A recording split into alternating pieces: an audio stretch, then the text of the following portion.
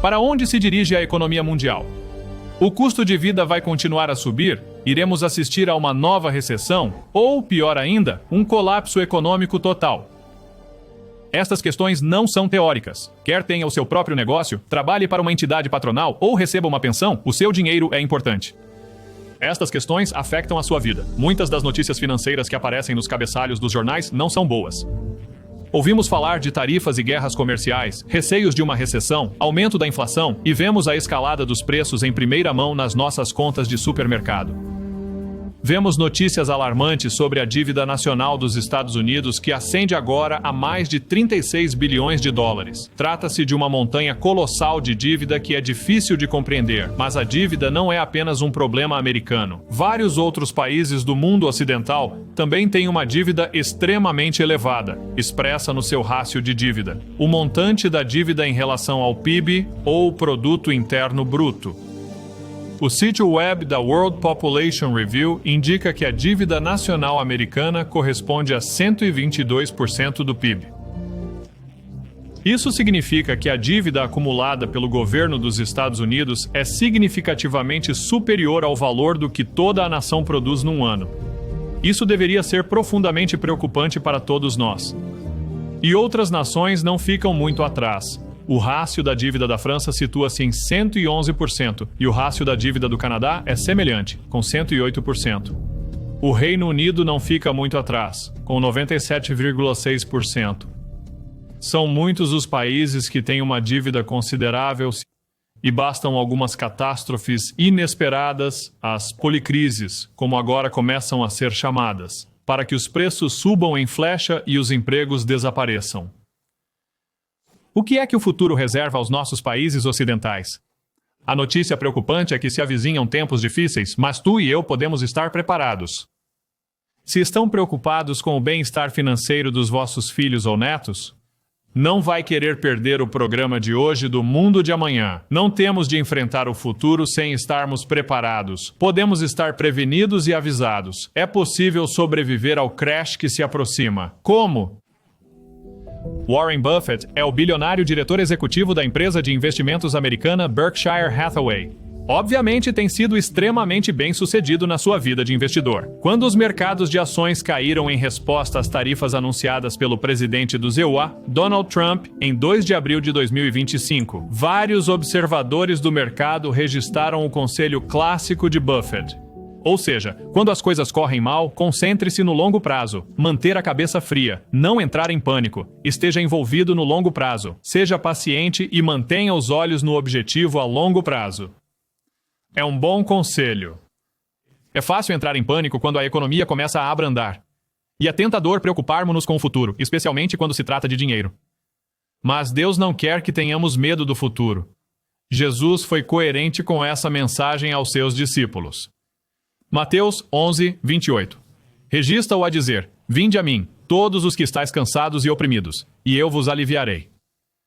Podemos estar carregados de preocupações, medos e dúvidas, especialmente quando reconhecemos os tempos perigosos em que estamos a viver. Em Mateus 24:6, disse aos discípulos: Vede que não vos perturbeis, porque é necessário que tudo isto aconteça, mas ainda não é o fim. Mais tarde, pouco antes da sua prisão, julgamento e execução, repetiu as suas palavras de conforto registradas em João 14:1. Não se turbe o vosso coração. Deus não quer que nos preocupemos com o dia de amanhã, mas quer que compreendamos os avisos proféticos para o nosso tempo. Muitas das profecias do livro de Ezequiel destinam-se às nações israelitas do fim dos tempos dos nossos dias. Para uma descrição mais pormenorizada das profecias de Ezequiel e do seu impacto no fim dos tempos, veja o programa de Gerald Weston intitulado Ezekiel's Message Unlocked, a mensagem de Ezequiel desvendada. Pode encontrá-lo no YouTube ou no sítio webtomorrowsworld.org. Mas vamos nos concentrar em uma profecia de Ezequiel por um momento. Ela se encontra no capítulo 7 de Ezequiel, começando no versículo 1. E veio a mim a palavra do Senhor, dizendo: E tu, ó filho do homem, assim diz o Senhor Deus à terra de Israel: Chegou o fim sobre os 4 cantos da terra. Agora chegou o fim sobre ti, e eu enviarei a minha ira contra ti. Julgar-vos-ei segundo os vossos caminhos, e retribuir-vos-ei todas as vossas abominações. O meu olho não te poupará, nem terei piedade, mas retribuirei os teus caminhos, e as tuas abominações estarão no meio de ti. Então sabereis que eu sou o Senhor. É um vislumbre preocupante do juízo sobre as nossas nações ocidentais. Mas por que é que esse julgamento está a chegar? Porque temos o testemunho de Deus de como Ele quer que conduzamos as nossas vidas. Chama-se Bíblia. E, no entanto, são muito poucos os que a vivem. Continuando, repare no que Ezequiel diz que as condições serão as mesmas quando os descendentes de Israel do fim dos tempos caírem. Em Ezequiel capítulo 7 e versículo 19.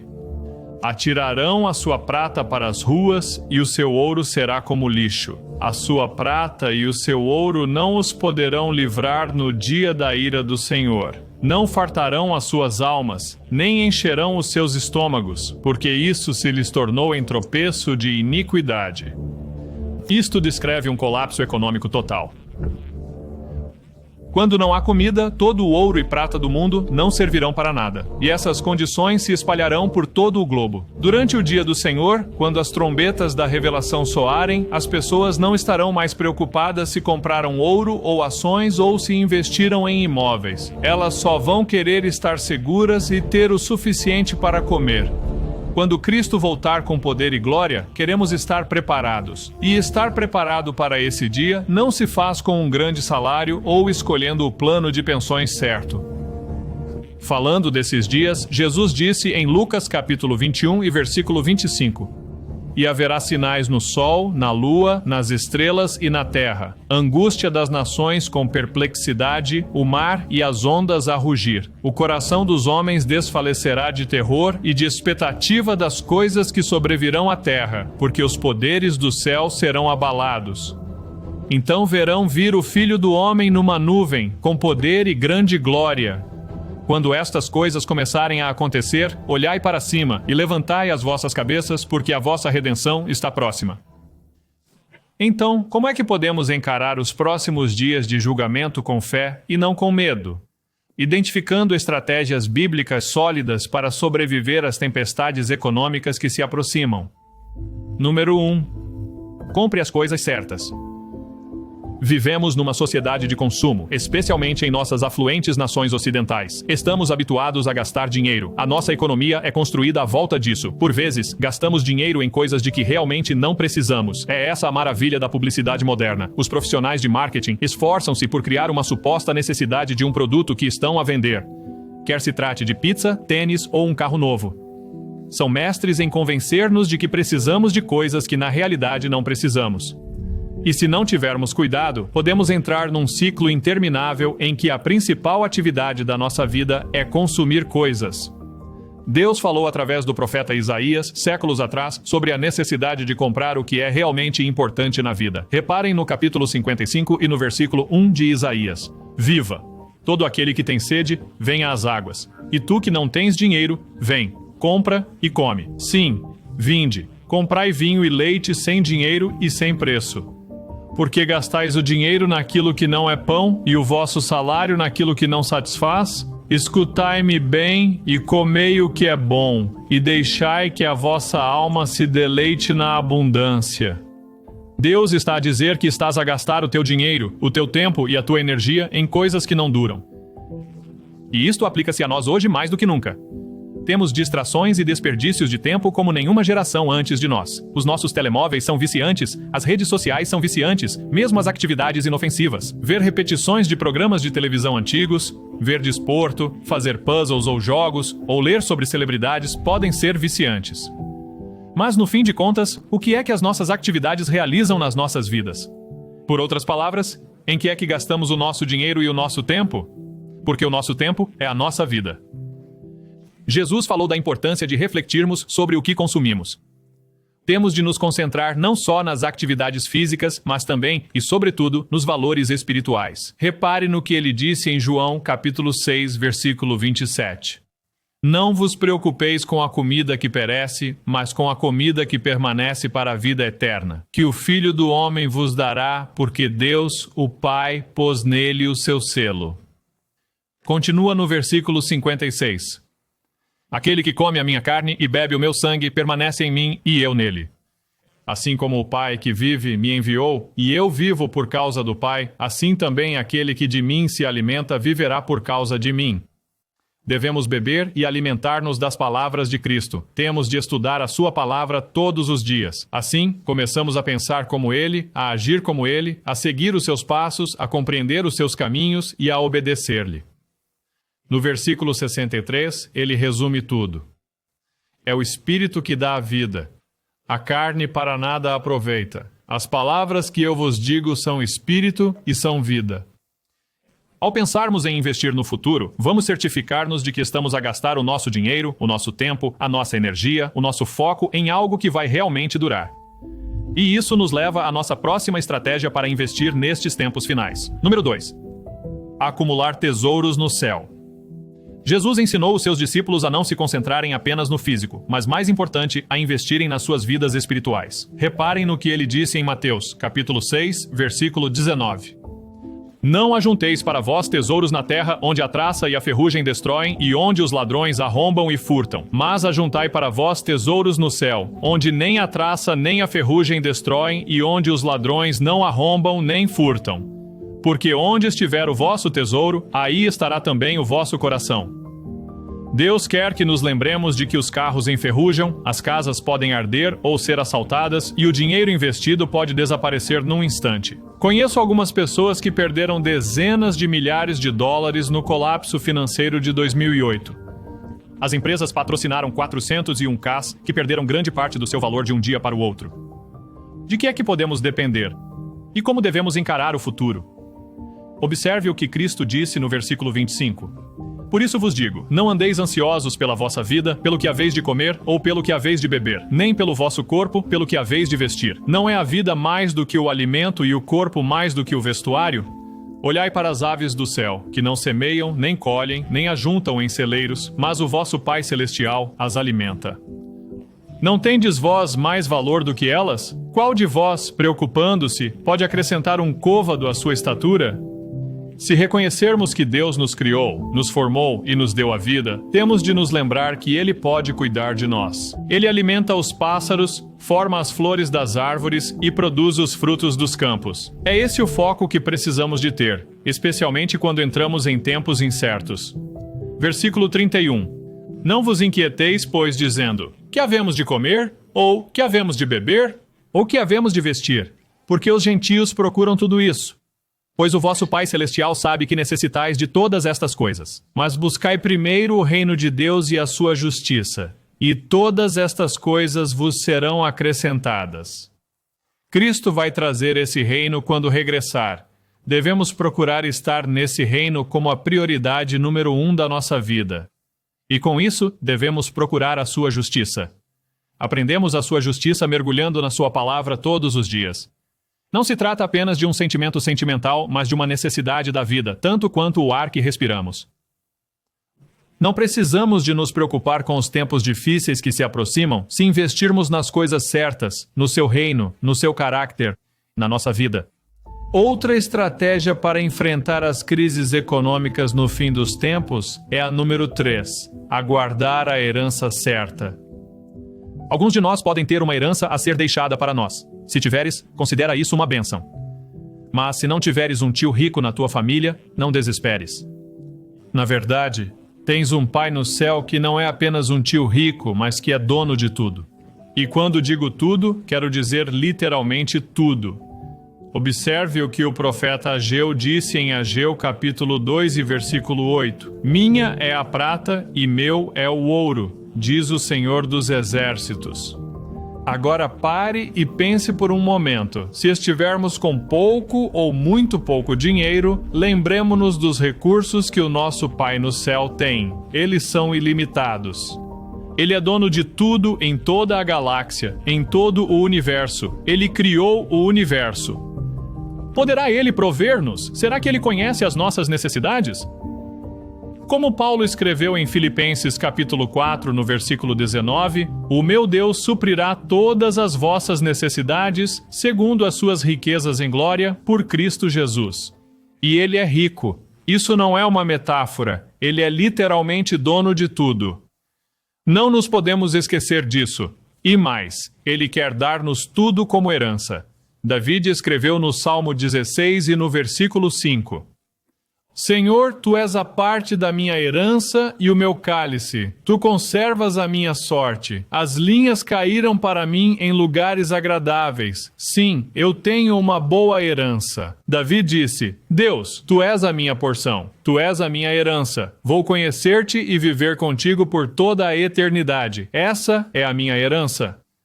Agora, Hebreus capítulo 2, no versículo 8, dá mais detalhes quando diz que nós herdaremos todas as coisas. Todas as coisas, em última análise, inclui todo o universo físico. Pensem nisso. O destino do homem, e isso significa você e eu, é herdar partes das galáxias para trabalhar nelas, para cuidar delas, para embelezar de formas que não podemos agora compreender totalmente. Que tremenda herança nos espera do nosso Pai. Se não tivermos grandes riquezas nesta vida, não faz mal. Se entregarmos a nossa vida a Deus, Ele tem grandes planos para nós na vida futura. E qual é a última estratégia? A quarta é reconhecer o seu Criador, que lhe deu todas as coisas. O nosso Deus deu-nos a vida e a respiração, deu-nos a oportunidade de conhecer as alegrias da vida. E certamente que também aprendemos através da tristeza, da dor e do sofrimento nesta carne. Tudo isto tem um objetivo. Ele quer que aprendamos a confiar nele, a amá-lo e a submetermos-nos ao seu caminho para o nosso bem eterno. Ele quer conceder-nos a salvação através do seu Filho. Quer que vivamos na sua família, mas temos de acreditar nele, arrependermos-nos dos nossos pecados, obedecer-lhe e submetermos-nos ao sangue de Jesus Cristo. Quando compreendemos que nosso Pai nos deu todo o dom bom e perfeito, como o apóstolo Tiago observa em Tiago 1, versículo 17, então devemos estar dispostos a retribuir ao nosso Pai também. E é isso que ele nos ensina. Uma boa explicação para isso encontra-se no capítulo 3 de Malaquias, começando no versículo 8. O homem roubará a Deus? Mas tu me roubaste. Mas vós dizeis: em que é que nós te roubamos?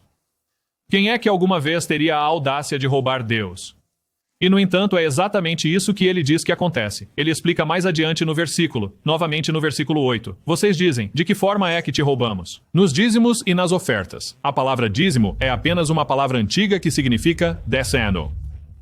É a ordem bíblica para que o povo de Deus dê o dízimo ou a 10ª parte dos seus rendimentos a Deus, em reconhecimento das suas bênçãos e orientação na sua vida.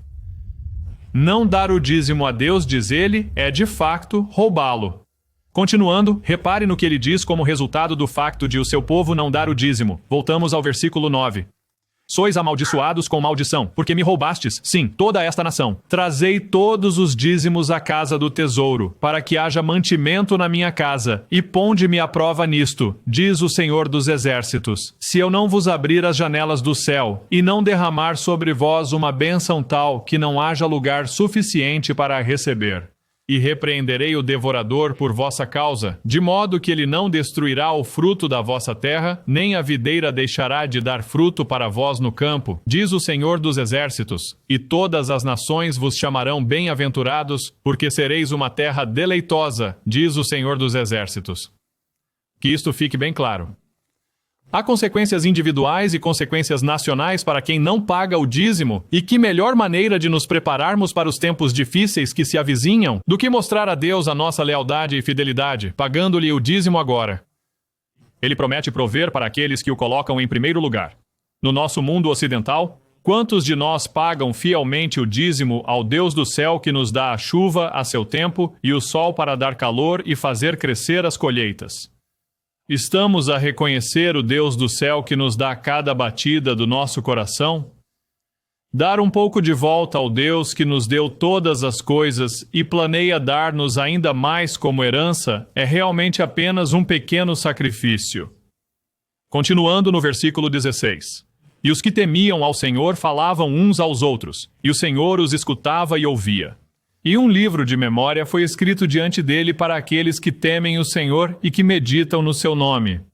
Eles serão meus, diz o Senhor dos Exércitos, no dia em que eu fizer deles as minhas joias, e poupá-los-ei como um homem poupa o seu próprio filho que o serve. O ouro, a prata, o dinheiro, os bens imobiliários ou as contas bancárias não serão uma proteção nos tempos difíceis que se aproximam. Quando as crises financeiras acontecem, queremos que Deus esteja conosco, o que significa que temos de estar com Ele. Não te esqueças do Senhor teu Deus, não guardando os seus mandamentos, os seus juízos e os seus estatutos, que hoje te ordeno. Quando comeres e te fartares, e edificares belas casas e nelas habitares, e quando se multiplicarem as tuas manadas e os teus rebanhos, e se multiplicarem a tua prata e o teu ouro, e se multiplicar tudo o que tens, então dirás no teu coração: a minha força e o poder da minha mão me adquiriram esta riqueza. E lembrar-te-ás do Senhor teu Deus, porque é Ele que te dá poder para obteres riquezas. Para onde irão as nossas economias ocidentais nos próximos meses e anos? Teremos um caminho acidentado em termos econômicos? Pode subir, pode descer durante algum tempo, mas a dada altura, se as nossas nações não se arrependerem, Deus vai permitir que cheguemos ao fundo do poço. Onde quer que o caminho nos leve, precisamos de ser sábios, cuidadosos e usar o bom senso no que diz respeito à forma como lidamos com o dinheiro. Mas, acima de tudo, precisamos de ter uma visão global.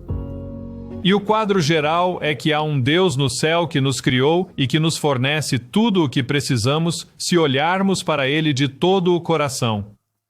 E Ele está a planear um grande destino no seu reino para sempre, se estivermos dispostos a entregar-lhe as nossas vidas. Obrigado por assistir. Se achou este vídeo útil, veja mais do nosso conteúdo ou clique em subscrever para se manter ligado. E se quiser um guia de estudo gratuito relacionado com este tópico, basta clicar no link na descrição. Até a próxima!